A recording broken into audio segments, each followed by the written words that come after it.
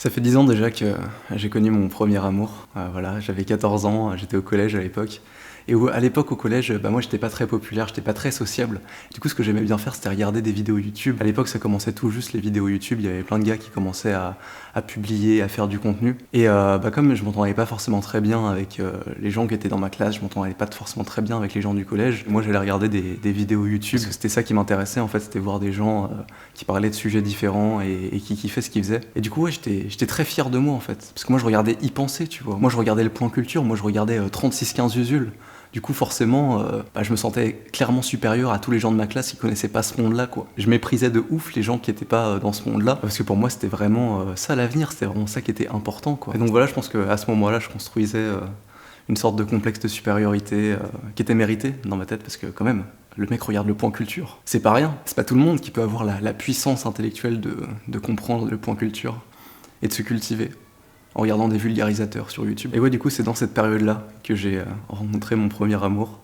À un moment donné, il y a une vidéo qui est sortie. Une vidéo qui, à première vue, pouvait avoir l'air un peu comme les autres, quoi. C'était une vidéo qui parlait de philosophie. Et cette vidéo, elle avait été publiée par Danny Caligula, voilà, un YouTuber à l'époque qui faisait des vidéos de philosophie, et qui avait un format qui s'appelait Doxa, donc dans lequel il parlait un petit peu de sujets divers, mais toujours un petit peu sous l'angle de la philosophie, toujours un petit peu sous l'angle de la critique sociétale et de comprendre comment les choses marchent. La doxa, c'est un petit peu les idées communes, donc voilà, lui, il rebattait un petit peu les cartes, quoi. Et dans sa vidéo, du coup, c'était juste une vidéo, en l'occurrence, pour parler de la philosophie en tant que telle, c'est-à-dire dire que c'était pas qu'une discipline universitaire, mais que c'était en fait quelque chose qu'on pouvait tous s'approprier, quelque chose qui pouvait tous nous être utile à notre vie. Et moi, ça m'a beaucoup parlé à ce moment-là, j'étais en mode, mais ouais, carrément, c'est important, la philosophie, c'est important de se cultiver. D'ailleurs, moi, je suis en train de me cultiver, je suis un peu stylé quand même. Et donc, je suis là, je me rappelle, je suis dans un car à l'époque, je pense que devait y avoir les vacances ou quelque chose comme ça. Et je regarde cette vidéo-là et ça me parle, je me dis, ouais, elle est vachement cool. Mais là, à un moment donné, il y a un truc qui arrive. Il y a cette musique qui arrive. Et ensuite, il y a cette image qui est arrivée. En effet, même si le philosophe acquiert, au fil de ses lectures et méditations, une compréhension du monde et des talents rhétoriques et logiques conséquents, il n'en abuse pas pour son avantage personnel. La rigueur et la difficulté de la philosophie à haut niveau exigent par elles-mêmes une grande sagesse. La recherche de la vérité demande une humilité à toute épreuve. C'est un travail constant qu'il nous faut pratiquer sans relâche.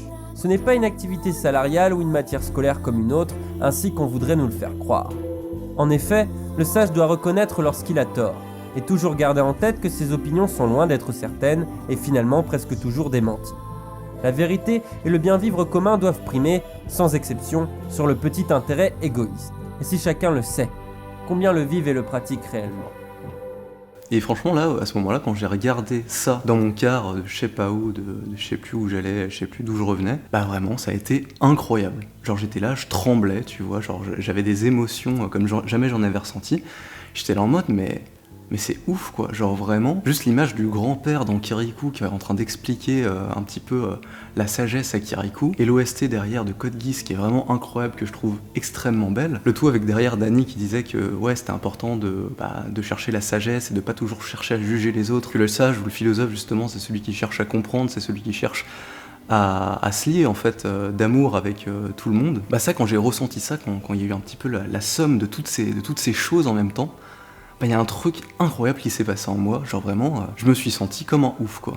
Et le truc, c'est que cette image, elle m'est restée, mais toute ma vie. Voilà, à partir de ce moment-là, ça fait 10 ans que je garde cette image en tête et que j'ai toujours cette image en tête, et qu'à chaque fois que j'entends cette OST de Code Geass, à chaque fois que je repense à cette image du grand-père qui est en train de parler à Kirikou, je me dis, ouais putain, ça c'est vraiment stylé. Et à chaque fois que je regarde Danny, je me dis, ouais, quel homme. Et voilà, tout ça pour dire que ce qui m'a touché à ce moment-là, je pense que personne qui a regardé cette vidéo n'a été touché autant que moi par cette image, n'a été touché autant que moi par cette musique et cette image. Et pourquoi moi ça m'est resté ? Parce que je pense que ce jour-là, je suis réellement tombé amoureux, quoi. Genre ce que j'ai ressenti à ce moment-là, cette émotion, en fait, elle m'appartient complètement.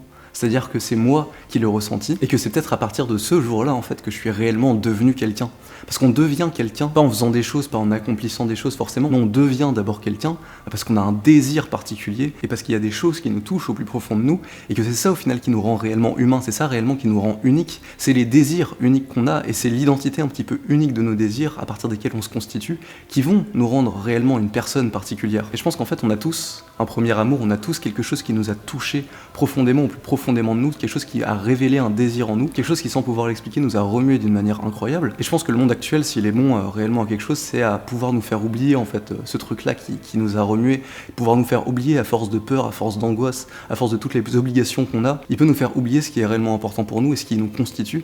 Et je pense que ce qui nous constitue justement, c'est ça. C'est ce qui nous émeut, c'est ce qui nous bouge, c'est ce qui fait qu'on a envie d'être quelque chose, qu'on a envie de devenir. Et en fait, cette envie de devenir, elle est déjà en nous depuis super longtemps. En fait, il faut juste regarder dans son passé, voir qu'est-ce qui nous a bougé, qu'est-ce qui nous a ému. Et je pense que si on essayait de suivre quelque chose qui nous a ému, quelque chose qui, en face de quoi, on s'est rendu compte que vraiment on avait des émotions, que vraiment on était humain et qu'on s'est vraiment senti profondément lié à cette chose-là, en fait on peut pas vraiment se tromper.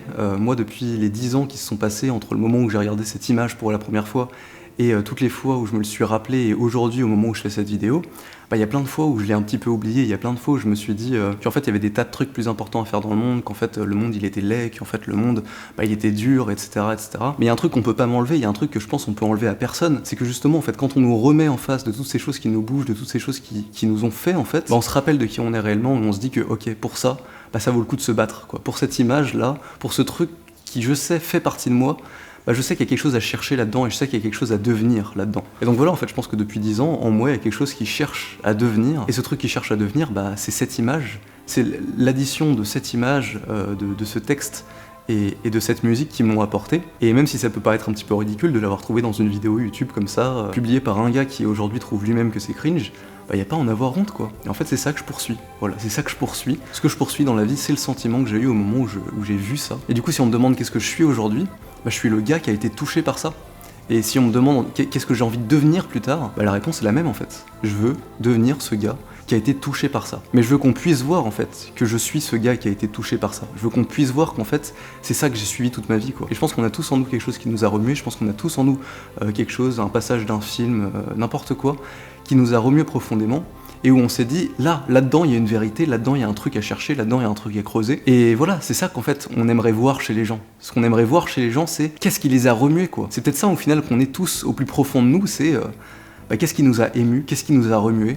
Et c'est peut-être ça juste l'important. Et peut-être que si des fois les gens se sentent pas bien, c'est qu'est-ce qui les empêche de pouvoir être remués encore une fois par ce qui les a animés quoi. Donc voilà, je t'ai parlé de mon premier amour. Alors chez Kierkegaard, le premier amour, il va en parler surtout pour le mariage. Et du coup là je propose de t'en parler dans un plan un peu plus global où justement c'est quoi en fait qui nous a fait ressentir des choses. En fait c'est sans doute ça, ce qui fait notre identité première, c'est vraiment peut-être ça qui nous constitue. Et c'est ça qu'on doit chercher à accomplir quoi. Au final, il y a un choix qu'on n'a jamais à faire, c'est celui d'être ému par certaines choses. Merci à toi d'avoir regardé la vidéo, merci à Dany d'avoir fait cette vidéo il y a 10 ans. Ça va faire 10 ans presque très exactement, c'est-à-dire que dans 3 jours, je pense que la vidéo a 10 ans. Et voilà, du coup, on se retrouve demain. Et je sais pas de quoi je vais parler, mais en tout cas, il y aura de ça là-dedans quoi.